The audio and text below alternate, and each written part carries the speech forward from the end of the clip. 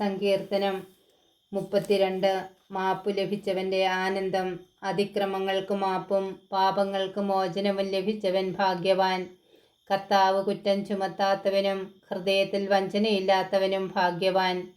പാപങ്ങളേറ്റു പറയാതിരുന്നപ്പോൾ ദിവസം മുഴുവൻ കരഞ്ഞ് എൻ്റെ ശരീരം ക്ഷയിച്ചുപോയി.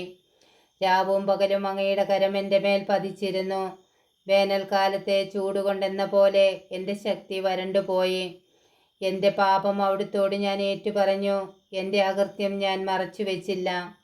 എൻ്റെ അതിക്രമങ്ങൾ കർത്താവിനോട് ഞാൻ ഏറ്റുപറയുമെന്ന് ഞാൻ പറഞ്ഞു. അപ്പോൾ എൻ്റെ പാപം അവിടുന്ന് ക്ഷമിച്ചു. ആകയാൽ ദൈവഭക്തർ ആപത്തിൽ അവിടുത്തോട് പ്രാർത്ഥിക്കട്ടെ.